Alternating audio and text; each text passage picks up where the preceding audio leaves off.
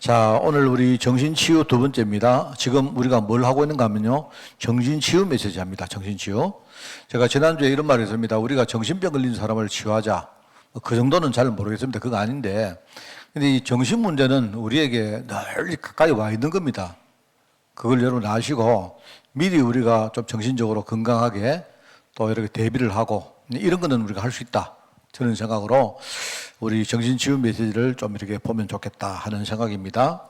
그래서 오늘 이제 두 번째로 우리 정신치유를 위해서 제일 중요한 것 중에 하나가요, 우리 의식입니다.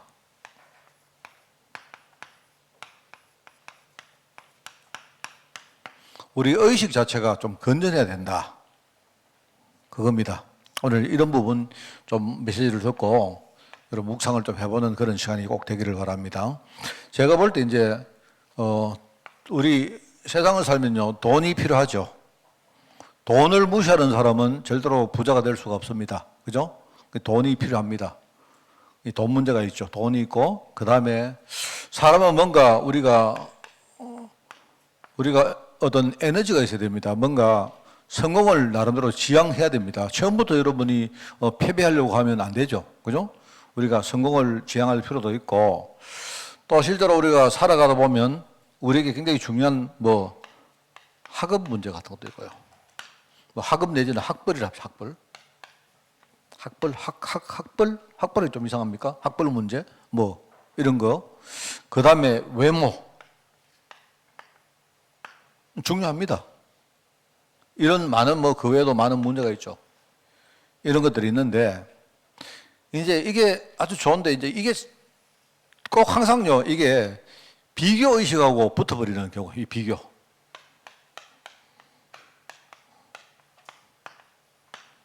사실은 이게 문제입니다.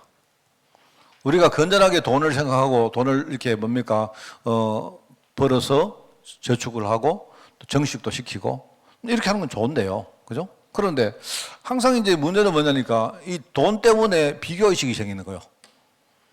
이제 여기서 이제 문제가 옵니다. 이렇게 되다가 보니까 이제 이게 내가 볼 때 이런 데서 우리 정신 문제가 나온다고 생각합니다.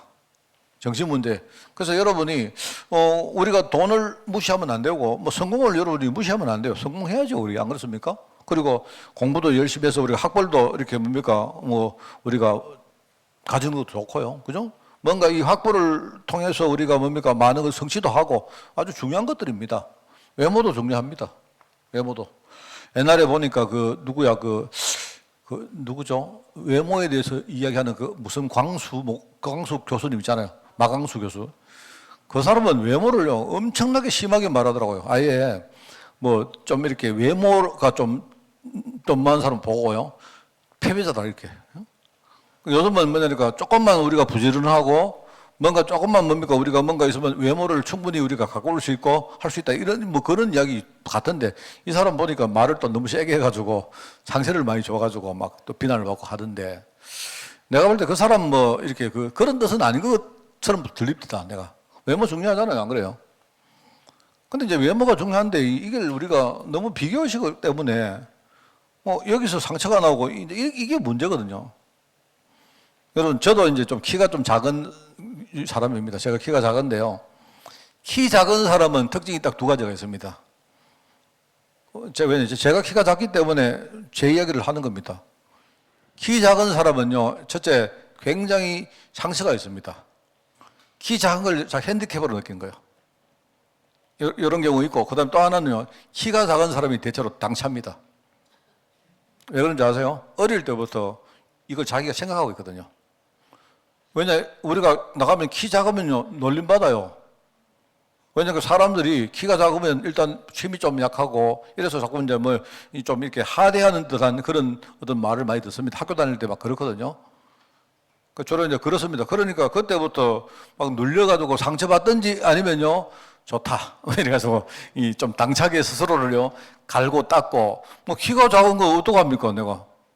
만약에 누가 나보고 너 보니까 너 얼굴이 좀 못나서 이러면요, 성형수술을 하겠는데, 키 작은 거 이거는요, 아직까지는 내가 알기로는 수술이 없는 것 같아요. 캐봤자 기껏 좀 키 크는 구두 신는 거 그 정도. 그 정도 아니겠습니까? 그런데 키 작은 사람은 방법이 그거밖에 없어요. 그냥 좋다. 내가 키가 작은 만큼 뭔가 다른 걸로 내가 뭔가 갈고 닦아서 아무도 나를 업신여기지 못하게 만들 것이다. 내가 근데 뭐 펀치가 이렇게 뭐 이런 거 있지 않습니까? 뭐 이게 내가 만약 뭐 주먹을 뭐 권투를 해가지고 내가 힘으로 내가 뭔가를 한다든지 아니면 공부를 내가 열심히 해서 내가 키가 작지만 비록 나중에 너희들 부끄럽게 만들 것이다. 뭐 이런 식으로. 그 내가 볼 때 키가 작은 사람들 가운데 영웅이 많이 나왔어요. 그 나폴레옹도 그랬고요. 뭐 내가 이야기하는 많습니다. 의외로. 그런데 그게 이제 좋은 쪽으로 가면 좋은데 이게요 비교의식 때문에 꼭 눌리고 이래가지고 그래서 정신 문제가 온다는 말입니다. 그래서 여러분 그 옛날에 그 우리 그 선풍기 아줌마라는 사람 들어봤죠? 그 사람도 이야기 들어보는 게 처음에 여기 피부에 문제가 좀 생겼는데 이것 때문에 자꾸 이제 주위 사람들한테 자꾸 뭐 지적을 받았다는 거예요. 그래 되다 보니까 자기가 뭡니까 이걸 한번 성형수술을 하고 그 다음에 마음이 안 들리고 또 그게 후유증이 생기고 하니까 계속 그러다가 그런 사람은 의외로 많습니다. 되게 많습니다. 실제로. 이제 이런 것들을 우리가 생각할 때 여러분 건전한 의식이 얼마나 중요하냐 저는 참 이게 중요하다고 생각해요. 여러분 있지 않습니까? 우리가 조금 핸디캡이 있으면 사람들이 우리를 우습게 보는 거 맞습니다. 맞다니까요. 맞는데 그걸 여러분이 알고 있어야 돼요. 근데 알고 있는데 그런데 내가 핸디캡이 있다고 내 인생이 실패한다는 보장 없습니다. 그게 아니에요. 우리가 건전한 의식을 딱 가지고 제대로만 딱 준비하면요. 충분히 우리가 다른 사람보다 더 나은 사람이 될 수도 있고, 그죠? 있습니다. 있거든요. 아마 여러분도 다 그런 핸디캡 다 있을 거예요. 있을 겁니다, 여러분. 내가 볼 때 어쩌면 요 안에도 요것만 해도 있을 겁니다. 제가 이걸 많이 봤는데요. 어떤 목사님이 내가 여러분에게 누구라고 말하면 다 아는 목사님이요. 어떤 목사님이 여러분은 모르는 이야기를 몇 개 해드려요. 어떤 다 아는 저기 수도권에 계시는 어떤 목사님이요. 그 성도 이야기를 들었는데 그 성도가 어떤 장로가 이야기하는데 목사님 우리 목사님은요 맨날 첫날 자기 설교집을 만들어 가지고 성도들한테 자꾸 강매를 한대요. 그 목사님이 피 목사님이신데 목사님이 저도 피 목사네. 이 목사님이 자꾸 뭐냐면 설교를 말입니다 해가지고 이제 예컨대 만약에 설교를 한 5년쯤 했다 아닙니까? 그러면 5년 동안 설교를 이렇게 해가 책을 한 권 딱 발간해가지고 예컨대 그 목사님 책을 누가 사주겠습니까? 제일 만약에 제가 책 만들었다면요 오장로님 한 권 사세요. 야 강택주 니 하나 안 사나? 뭐 살 거 아니면 이렇게 할 거 아닙니까? 그런데 이제 예컨대 성도들이 보통 이렇거든요. 만약 여러분 생각할 때 제가 만약에 내 설교집을 만들어서 한 권 사주세요 이러면 아마 여러분 다 안 사주겠습니까? 그런데 성도들이 그 이야기를 한다는 말은 우리 목사님은요 하고 나는 막 계속 뭡니까 책을 만들어가지고 이래가지고 목사님 자기 양력에 저서 해가지고 올리는 거 그리 좋아한대요. 그러니까 이제 그 성도들이 막 이야기를 하소연을 한다는 말 뭐 말입니까? 계속 책을 만들어가지고 그 성도들이 생각해요. 이제 좀 그만 만들지. 그런데 목사님이 막 늘 자기는 좀 자랑스럽게 이번에 책을 하나 또 만들었습니다. 이런데요. 근데 제가 그 목사님 비밀을 알거든요. 그 목사님이 정규 학교를 못 나왔어요. 성도들이 모르는 사람 많더라고요. 내가 이야기했습니다. 내가 당신 목사님 이해해라. 그 목사님 정규 신학교를 못 나왔다. 이상하게 사실요 아무 문제 없거든요. 어디 막 구속된 학교 대충 이렇게 속속으로 나와가지고 나중에 1년 동안 어디 가서 편입해가지고 그래 목사가 됐다. 그러니까 이분은요 마음속에 뭐가 있느냐 이쪽에 학력 학벌 이런 데에 대한 이 핸디캡이 꽉 있는 겁니다. 제가 볼 때는 몇 년에 책 한 권 사주는 거 그 정도는 해줄 수 아니겠습니까? 그죠? 여러분, 제가 책 팔면 한 권 사줄 수 있죠? 예, 있죠, 우리 천성희 권사님은 10권. 근데 제가 걱정 안 해도 되는 게 귀찮아가지고 제가 책을 못 씁니다. 제가 귀찮아가지고 책을 쓰고 제가 그거 발간하고 귀찮아서 못 합니다. 그건 못 하는데 그런 거 있고요. 뭐 예를 들어서 많습니다. 제가 어떤 목사님, 이런 목사님이 있어요. 이분은요, 얼마나 공격적인지 몰라요. 그러니까 저 교회를 이렇게 교세를 키우는데, 뭐 내가 볼 때는요, 이분은 수단과 방법을 안 가지고 교회를 키우는 그런 목사님이세요. 여러분 다 아는 목사님입니다. 내가 이름만 말하면 다 아는 목사님이에요. 그래서 그 목사님이 뭐냐, 그 목사님이 정규학교를 못 나왔어요. 다 그래요. 제가 옛날에 모셨던 우리 그 담임 목사님 계셨는데, 누구라고 말하면 뭐 이만큼이라도 아실, 그분도 정규학교를 못 나왔어요. 근데 이 목사님은요, 뭐 하는 거면 바로 누가, 근데 의사다, 변호사다, 이러면 목사님 갑자기요, 뭐, 이름이 뭡니까? 뿅 가요, 뿅. 그렇습니다. 그게 전부 상처입니다. 내가 볼 때.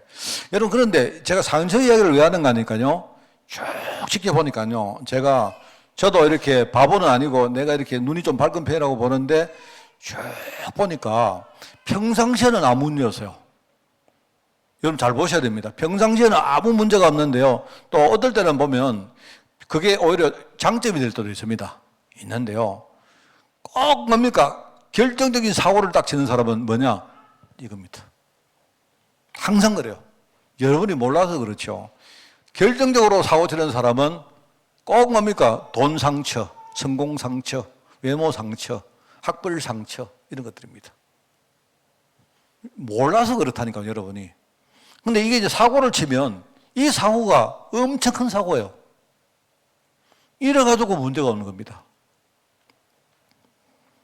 그래서 저는 그걸 좀 알기 때문에 저는 우리가 전도를 해도, 그죠? 여러분이 전도를 해도 건전하게 하시기 바랍니다. 정말입니다. 제 말을. 제가 이 말을 못하는 저의 뭡니까? 이 속사정을 여러분이 좀 이해해 주시면서 우리 목사님이 뭔 말하려고 하는가 좀 알아듣길 바라요. 여러분이 누구처럼 말입니다. 어디 전도로 가가지고 막 제가 이야기를 했습니까?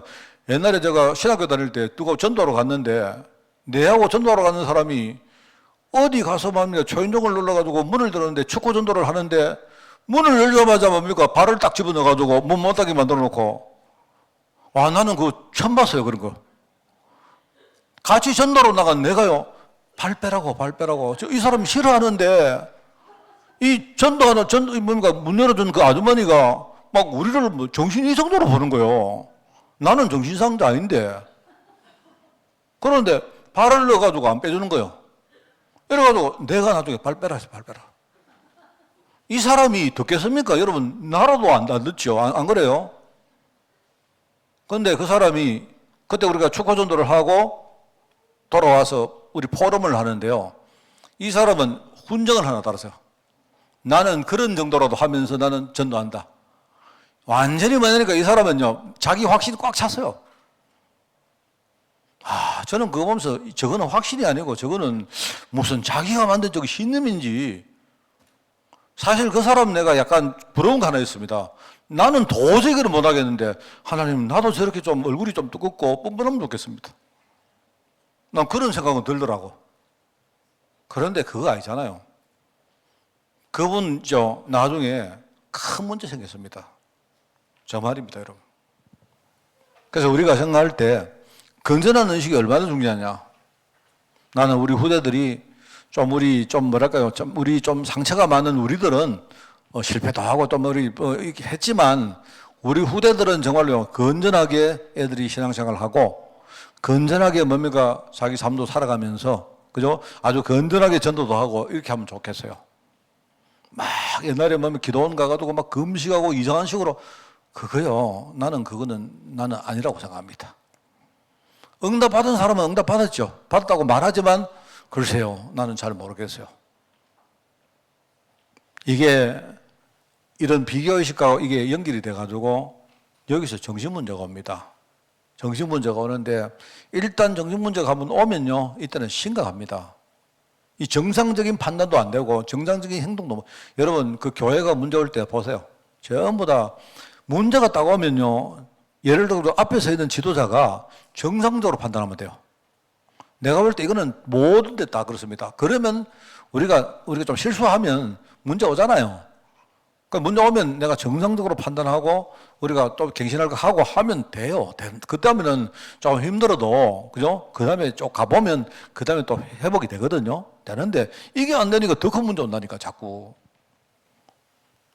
그래서 좀 이렇게 지나친 일을 하는 사람들 보면 항상 그거 눈에 안 보이지만 뒤에는 이런 정신 문제가 있다. 그러니까 여러분 이것 가지고 귀신 서 있다. 이런 말이 아닙니다. 내 말은. 알겠습니까? 제발 좀 아무 데나 귀신 들이대지 마세요, 제발. 그 귀신 싫어합니다, 그거. 그 알겠습니까? 자꾸 이제 사람들이 그런다니까요. 저 귀신 문제다. 저거는 마귀 문제. 그게 맞긴 맞는데 그게 아니라니까. 그게 아니고 좀 정상적으로 판단하면 안 됩니까, 우리? 사람들이 말을 해도 왜 또 꼭 그렇게 합니까? 안 그래요?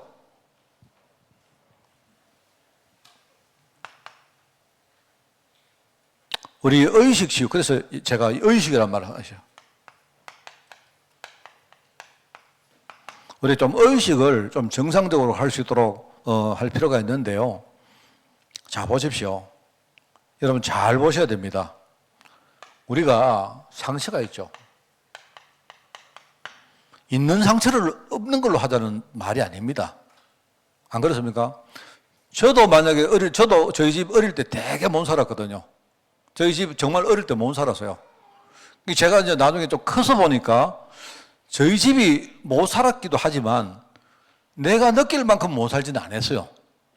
그런데 제가 이제 지나가 보니까요, 저희 아버지, 어머님, 우리 부모님이 굉장히 뭡니까? 우리 진짜 어렵다고 생각하셨던 거예요. 이래가지고 우리 자녀들에게 뭡니까? 항상 이렇게 말씀을 어떻게 하셨느냐? 우리 집은 돈이 없어가지고 못 한다. 돈이 없어가 못 한다. 뭐든지 우리는 돈이 없어가 못 한다. 이랬어요. 제가 나중에 보니까 우리 집이 그만큼 어렵지는 않았어요. 그런데 내가 생각할 때 나는 우리 집이 정말로 못 사는 줄 알았어요. 진짜. 그러니까 여러분 아마 제가 이야기해볼게요. 여러분, 제가 어릴 때 밥 먹을 때요. 내가 몇 번 이야기했는가 모르겠습니다. 밥을 먹을 때요. 밥을 떠먹고 반찬을 두 번 집어 먹으면 꾸중 들었다니까요. 그런 집 있습니까? 저희 부모님이, 그러니까 제가 이제 저희 부모님 나쁜 분들 맞는 게 아닙니다. 이유가 있어요, 이유가. 저희 어머니가 늘 이제 말씀하시는데 이야기 들어보면 저희 아버지는 옛날 이야기 잘 안 하시거든요. 안 하시는데, 처음으로 이렇게 뭡니까? 저희 아버지가 그 만주에 사시다가 해방나고 이렇게 한국으로 오셨고요.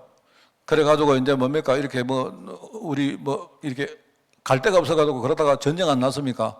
그 전쟁이 났는데 그때 뭡니까? 군대 안 가시려고 그 우리 큰아버지 백으로 미군 부대에 들어가시는 거예요. 미군 부대 이게 목수, 옛날에는 그 시다 하나면 시다, 그죠? 시다란 말이 그 일본말로 하라는 말인데, 밑에란 말인데, 그 들어가가지고 이제 거기서 뭡니까? 미군 부대에 이제 있었던 거예요.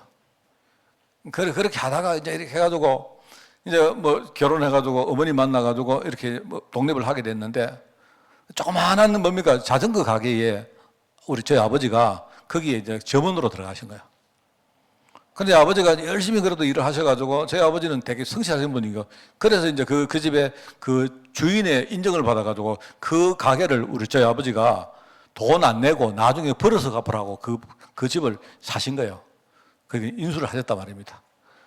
그래서 제가 보니까 이제 제가 어떤 사람인가 하면요, 저희 아버지가 그 가게를 인수하기 전에 저희 누님, 형님 다 낳았는데 제가 그 가게에서 태어났어요. 그 말은 무슨 말입니까? 그 가게를 인수하고 나서 내가 태어났다 이 말입니다. 그러니까 이제 저희 아버지, 어머니는 처음부터 뭡니까? 가게를 이어받았는데 돈을 한 개도 안 내고 이어받는 거예요. 벌어가지고 이걸 나중에 갚아야 되는 거예요. 그리고 얼마나 힘들게 살았겠습니까? 철저히 안 먹고 안 쓰고 이렇게 살았어요. 그래서 제가 어릴 때 항상 뭡니까? 뭐 이야기하면요, 우리 집에 돈 없어 안 된다. 돈 없어 안 된다. 제가 지금은 말하는데 옛날에 얘기했잖아요. 옛날에 저는 정말로요, 보이스카우트 하고 싶다고. 학교 다닐 때 보이스카우트 그게 그렇게 하고 싶더라고요. 보이스카우트 하는 애들 보니까 막 너무 멋있어요. 너무 멋있어가지고 내가 진짜, 나는 지금까지 세계에서 제일 멋있는 사람 누구냐? 보이스카우트입니다. 어릴 때는. 그래가지고 그랬는데 이제 제가 보이스카우트 그거를 내가 5학년 때인가 그때 저희 어머니한테 내가 보이스카우트 하고 싶다 이러니까요. 저희 어머니가 첫 번째 한 말씀 뭡니까? 야, 그 옷 사야 되지. 옷 비싸잖아. 그래서 제가 보혜사금 보냈는데 옷 때문에 보냈어요. 정말 저는 그때 5학년 때로 기억나는데 내 마음에 상처가 딱 돼가지고 우리 집은 막 그렇구나. 우리 집은 내가 보이스카웃을 할 수 있는 집이 아니구나. 저는 보이스카웃을요 무슨 뭡니까 한 그 이병철쯤 돼야 하는 줄 그래 알았다니까. 그렇습니다. 제가 6학년 때 수학여행을 가는데요. 저희 어머니가 미리 딱 우리 어머니가 눈치채고 미리 대한 선제적으로 선제 공격을 하셨어요. 내보고 야야 우리 집은 못 살아가지고 수학여행을 안 가야 되겠나. 저는요 되게 말려는 아이거든요. 제가 알겠습니다. 저는 수학여행 우리 집은 못 갑니다. 우리 돈이 없어가지고 수학여행비를 낼 수 있는 상황이 못. 제가 선제적으로 학교 가서 우리 못 간다고 안 갔습니다. 그리고 저는요 마음속에 그래 나는 착한 아이지. 나는 부모님 말 나는 정말 그래서 뿌듯하게 그래 나는 언제나 아버지 말씀 어머니 말씀 내가 이렇게 효도하고 효자니까 이렇게 살았다니까 내가. 근데 사실 나중에 보니까요 우리 집 그게 아니에요. 우리 집 수학여행 가도 됐고요 보이스카우트 해도 충분히 있는 집이었어요 내가 볼 때. 그런데 부모님이 그죠 그렇게 하시다가 조그마한 가게를 인수해가지고 거기서 내가 태어났는데요. 거기 태어났는데 내가 어릴 때 우리 옆집에 있는요 우리 옆집에 할아버지가 계셨는데요. 이 할아버지가 우리 아버지를 거의 자녀로 생각했어요. 그러면서 그 할아버지가 뭡니까 가게를 이 할아버지가 자기가 은퇴할 때 우리 아버지한테 그냥 줬어요. 벌어서 갚으라고. 여러분 우리 대단하죠? 그거는 내가 어릴 때 경험했던 겁니다. 어느 날 우리 집이 조그마한 집이었는데요 우리 옆집을 인수를 해가지고 우리 집이 크게 됐어요. 크게. 우리 6식구가 방 한 개 살았는데요 어느 날 우리 형하고 내한테 공부하라고 아버지가 방을 한 개 내주시더라고. 우리 집이 그때 막 엄청 부자 됐지 막. 그렇습니다. 그래서 제가 중학교 다닐 때 고등학교 때 그 전부 다 아버지가요 돈 아끼고 저축하고 안 쓰고 해가지고 다 갚으셨어요. 제가 뭐 이야기했는지 모르겠어요. 제가 뭐 말을 돈인데 돈이긴 한데 뭐 말을 했는지 모르겠어요. 제가 전에 이야기했던 전에 우리 아들이 아람단 한다 할 때 내 첫 마디가 그 옷 사야 안 되나 이러다니까 내가 이게 상처가 나도 그 말하는 거 내가 웃었습니다. 야, 그 옷 비싸지 이래. 근데 이게요. 근데 사실은 이제 저는 저 같은 경우에는 이거는 별로 없었습니다. 그래서 참 다행스럽게 이게 없는 대신에 그래 나라도 열심히 해서 내가 앞으로 부자 돼야 되겠다. 내가 정말로 난 그 생각은 늘 했습니다. 하고 내가 정말로 돈 가지고라도 부모님께 내가 효도해야 되겠다. 이 생각을 늘 했습니다. 조금은 내가 상처가 있는데 그래도 내가 이까지는 안 간 것 같아요. 근데 어떤 사람은요 이렇게 간 사람이 있더라고 내가 볼 때. 그래서 저는 뭐냐니까 상처인데요. 내가 이 말을 하려고 해요. 상처가 있습니다. 저도 상처 있습니다. 있다니까요. 저도 지금도요 상처 있고요. 지금도 뭡니까 돈 쓰는 데에서 내가 굉장히 짠돌입니다. 짠돌인데 그게 이제 상처죠. 나는 우리 가족들이 함부로 돈 쓰는 거 막 눈 떠고도 못 봐요 내가. 그런데 제가 이런 말 이게 상처가 있는데 이게 우리가 존재하고 있는 거다 말입니다. 그래서 여러분 우리가 만약에 존재하고 있는 게 구정물이라면 뭔가 그러면 돼요. 이게 그냥 그러면 되잖아요. 안 그래요? 내가 지금 존재하고 있는 게 내 속에 구정물이 있다면 그죠? 그냥 가지고 있으면 그게 구정물인데 뭔가 우리가 이거를 걸러버리면 쓸 수 있잖아요. 안 그렇습니까? 그럼 뭘로 걸느냐 이겁니다. 그래서 내가 가진 이 상처를 여러분 없다 하지 마시고 언약 가지고 딱 한번 걸러봐요. 왜 하나님이 나에게 이런 과거의 돈 문제, 성공 문제 이런 문제를 주셨을까요? 왜 그럴까요? 하나님의 언약을 가지고 여러분이 딱 걸러보면 답이 나옵니다. 이게. 그죠? 이거를 못 걸으니까 뭐냐니까 전부 다 원망.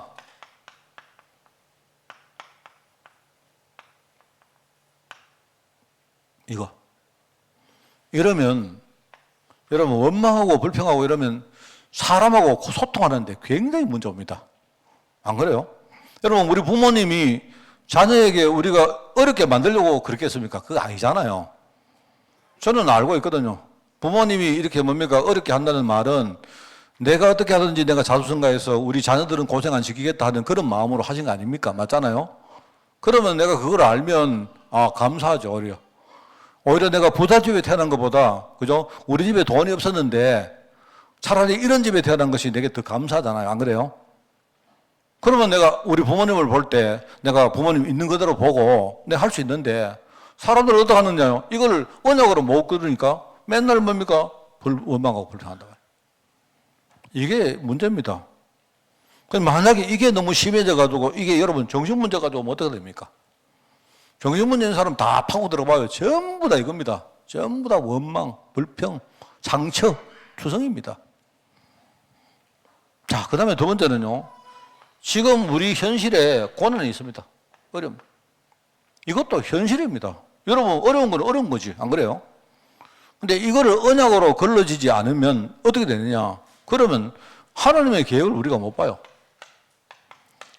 하나님의 계획에 대해서 전혀 우리가 깨닫지도 못하고, 그죠? 그러면 뭐냐? 늘 우리는 무능하게 산다.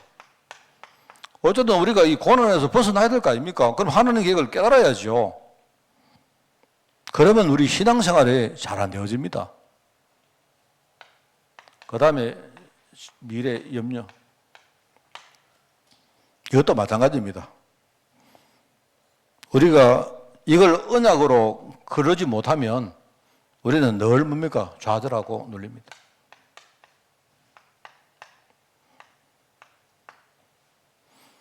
여러분, 미래 염려 많이 해보십시오. 생활을 못합니다, 일단. 정상적으로 생활이 안 됩니다. 그래서 이런 것들입니다. 의식을 우리가 치유하는데 이 말이 무슨 말이냐. 하나님의 언약을 가지고 우리가 정확하게 보는 걸 말하는 거예요. 그게 의식 치유입니다. 그럼 여기서 나오는 열매가 있습니다. 여기에서 우리가 의식 치유를 하면 일단은 관계가 정상이 돼요.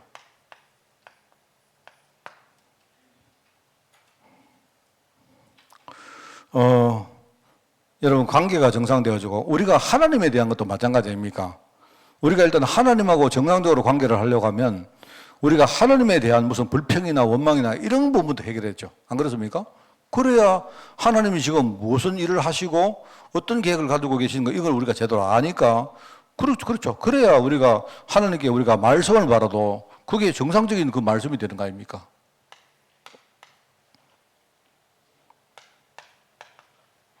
여러분, 기도는 관계에서 나옵니다. 기도 응답은 관계에서 나오는 거예요. 우리가 기도 응답 받는 거는 뭐냐니까 하나님이 내 자녀니까 하나님이 최고 좋은 거 주시는 겁니다. 그런 거죠. 그래서 우리가 정상적인 기도도 되어지고 또 우리가 정상적으로 사람을 살리는 우리 사명도 우리 삶 자체가 정상적으로 되어지는 거죠. 그래서 저는 좀 우리 후대들은 좀 정상적이고 좀 건전한 그런 의식을 가지면 참 좋겠다 하는 생각입니다. 너무 우리요. 지금은 보니까 이렇게 우리 신앙인들도 뭐랄까요. 어떨 때는 막 좀 이건 아닌데 이러시는 건 그 왜냐니까 이 부분이 굉장히 뭡니까 이렇게 좀 가르치지 않아서 그런 것 같아요. 내가 볼 때는.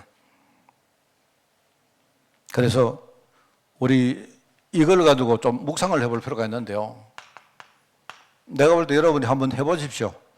내가 정신치유를 하기 위해서 어떤 묵상을 해야 될까요? 할 때, 자, 과거에 상처는요, 상처는 뭐다?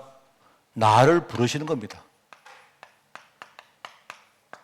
여러분이 상처를 가지고 있다 이 말은요, 그 상처를 가지고 지금 하나님이 나를 부르시는데 항상 상처는 나를 부르시는 하나님하고 연결을 해와요.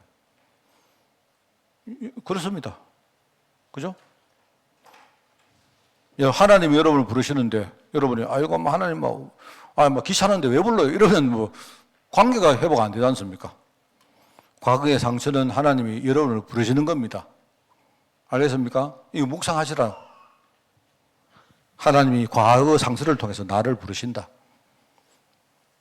그 다음에 현재의 여러 가지 어려움과 고난은 나를 성장시키는 거다.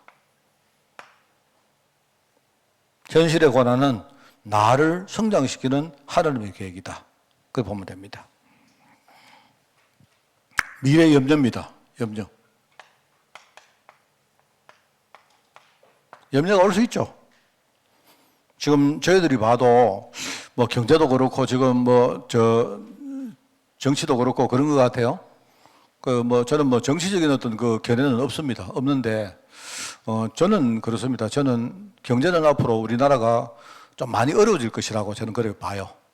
왜 그런가 하니까 어려워질 수 있는 많은 앞에 인자들이 우리 많아요. 뭐 지금 여러분이 나가보시면 뭐 가계부채도 그렇고 그러니까 우리나라가 뭡니까? 우리 실력보다도 이렇게 많이 일으킨 그런 것들이 많아요. 그 중에 하나가 우리가 빚도 많고요. 그리고 우리나라가 대외적인 그런 여건들이 굉장히 좀 안 좋습니다. 그래서 최근에, 지금 뭐 경제 문제 나온 것 중에 제일 문제가 내가 볼 때는 환율 문제입니다. 환율 문제는, 이 환율 문제가 뭐냐니까, 우리 정상적으로 뭡니까? 이자율이 떨어지면 환율이 이렇게 떨어져야 되는데, 이상하게 뭡니까? 금리가 내리는데도 지금 환율은 자꾸 올라갑니다. 그거 왜냐니까, 그거는 외부에서 볼 때 우리나라를 굉장히 불안하게 보는 겁니다. 지금 지리적으로 어떤 뭐 전쟁 문제도 있고 이런 것들과, 그죠? 여러 가지를 볼 때, 내가 볼 때는 그것과 우리나라가 지금 가지고 있는 이렇게 대외 부채 문제가 굉장히 좀 사람들이 외부에서 볼 때는 좀 불안하게 보는 것 같아요. 그러니까 논리를 넘어서 가지고 지금 뭡니까? 주가도 막 이렇게 계속 떨어지고 주가보다도 환율 문제가 지금 제일 문제 같아요. 그러니까 그 말은 무슨 말이냐? 하여튼 외부에서는 우리 미래를 굉장히 어둡게 보는 거예요. 근데 우리는 내가 볼 때는 좀 본질을 놔두고 뭐 누구 때문이고 이런 것 같은데 그거는 내가 볼 때 안 그렇습니다. 내가 볼 때는 그게 아니고 크게 내가 그렇게 봐야 돼요. 그렇게 보는데 그러면 있죠. 여러분 제가 오늘 이야기를 하니까 당장 여러분 그러면 아이고 우리 목사님까지도 어렵다 하는데 어떡하지? 염려되죠? 그럼 염려가 되면 뭐 하느냐? 그때는 우리가 결단할 게 있습니다. 내가 볼 때 우리나라는요. 가계 빚이 많다는 말은 가계 보고 너희들 허리띠를 지금 동에 매라는 말입니다. 지금 우리나라 가계가 지금요 사상 최고로 뭡니까? 가계 부채를 가지고 있는데 가계가 지금요 허리띠를 안 매면 안 돼요. 지금 이래가지고 빚을 줄여야 됩니다. 빚을 줄여야 되는데 빚을 지금요 아무도 안 줄입니다. 정치하는 사람들이 하는 말은 뭐냐니까 다 너그가 서로 지금 속악질만 해요. 우리나라 빚은 그죠? 벌써 정권으로 볼 때는 한 몇 대 전부터요, 가계빚이 계속 늘어왔습니다. 계속 늘어와가지고, 지금은 가계빚이, 우리나라가 지금 가계부채가 지금은 감당을 내가 볼 때는 정상적으로 못할 수준까지 왔습니다, 지금. 그런데 지금 앞으로 뭐 빚내가지고 뭐 한다, 자꾸 이런 이야기 자꾸 나오니까, 외부에서 볼 때는 우리를 되게 이렇게 불안하게 보는 거예요. 불안하게. 그러면 내가 볼 때는 뭐냐니까, 가계빚이 많다. 여러분, 뭐 어렵습니까? 자, 여러분이 빚이 많아요. 그 말 뭐면 빚이 많다 이러면 어떻게 됩니까? 그러면 씀씀이를 줄이고 허리띠를 동여매라는 말 아닙니까? 가계 빚이 많은 가계가 그렇게 하고 우리나라 기업은 빚이 별로 없습니다. 우리나라는 희한하게 정부도 빚이 지금 없고요. 희한하게도 가계 빚이 지금요 사상 최고입니다, 지금. 다만 그래도 좀 다행이다 싶은 거는요. 기업도 괜찮고 정부가 괜찮으니까 그쪽에서 빚을 많이 내가지고 이제 가게 지원해주면 뭐 될 수도 있겠죠. 그런데 지금 문제는요, 그게 난망이 돼 말입니다. 외부에서 볼 때는. 그러면 무슨 말입니까, 그게? 여러분들 걱정되잖아요. 염려 안 됩니까? 그 말은 우리가 미래를 생각하고 결단하고 뭔가 도전하라는 말입니까? 그거잖아요. 그러니까 우리 하나님이 나를 파송한다는 말은 미래에 대해서 뭡니까? 하나님이 지금 네가 결단하고 네가 도전해라 이 말 아닙니까? 그 말이잖아요. 그래서 다르게 말하면요, 나를 지금 결단케 하시는 하나님입니다. 그렇습니다, 지금. 그래서 지금 최근에 우리 신학생들 이야기를 좀 들었는데요. 지금 여러분 신학생들 정말로 지금 걱정이 많습니다. 지금 우리 한국 교회가요, 지금 국내는 이미 포화 상태가 와도 한참 지났습니다. 왜냐니까요, 매년 지금요, 신학생들이 목사 안수받고 이렇게 나오는데, 지금 국내의 크리스찬들 지금 숫자가요, 옛날에 비해가지고 지금 몇 분의 1로 떨어졌어요. 그러니까 내가 볼 때는 이제 더 이상 우리 신학생들이 나와서 어디 가서 개척을 한다든지, 어디에 청빙을 받는지 이럴 수 있는 확률이 지금은 엄청 없습니다. 그러면 어떻게 합니까? 그러면 신학생들이 아유 어떡할까? 이게 아니고요. 결단은 해야죠. 결단. 아무도 안 간 현장으로 들어가든지 지금 비워진 현장으로 들어가든지 그죠? 들어가면 됩니다. 그 분명히 빈대가 있다니까요. 지금 빈대가 많은데 다들 전부 다 서울로 가고 다들 뭡니까 좋은 데로 가고 다들 아파트촌으로 가고 하려 하니까 안 되는 거지. 하나님이 나를 지금요 미래 염려를 준다 이 말은 나를 결단시켜 가지고 하나님이 어딘가 뭡니까 필요한 곳으로 나를 파송시키는 거예요. 나를 비워버리면 됩니다. 그래서 여러분도 마찬가지입니다. 저는 이게 가장 건전한 의식이라고 생각해요. 그래서 여러분들이 걱정하지 말고 걱정이 없다는 뜻이 아니고요. 상처가 있다 이 말은 하나님이 이 상처를 통해서 지금 나를 부르시는구나. 그 다음에 내가 현실 어렵다면 이 말은 뭡니까? 하나님이 나를 성장시키는구나. 또 하나님은 뭡니까? 미래에 염려가 있다는 말은 뭡니까? 내가 지금 중요한 결단하기를 원하는구나. 하나님이 나를 파송시킬 또 다른 세상이 있구나. 이렇게 여러분이 답을 얻으면 돼요. 그러면 됩니다. 근데 제가 이 말이 여러분 굉장히 쉬운 말처럼 보이지만 그렇지는 않아요. 저는 이것이 답이고 여기에 중요한 문이 있다고 생각하기 때문에 여러분이 언약으로 여러분이 잘 이렇게 뭡니까? 걸러서 여러분의 상처나 또 지금 어려움이나 미래 염려를 잘 걸러서 정말 하나님의 인도를 받는 그런 여러분 되기를 예수님 이름으로 축원을 드립니다. 하나님 아버지 감사드립니다. 우리 현실을 바라보며 우리 자신이 진짜 하나님 인도를 받는 우리 성도들 되어지기를 원합니다. 지금 우리 개인도 교회도 세상 현장도 너무나 힘든 사실을 바라보며 우리가 먼저 부름받은 하나님의 종으로 우리가 먼저 하나님의 인도를 받고 우리가 정말 하나님의 원하시는 그 현장에 우리가 주역으로 서기를 원하오니 오늘 믿음 회복하게 하시고 하나님 인도받게 하시며 우리 자신이 정말 하나님이 원하시는 현장에 정말 주역으로 준비될 수 있도록 주님이 인도하여 주옵소서. 하나님 감사드립니다. 예수님의 이름으로 기도드리옵나이다. 아멘.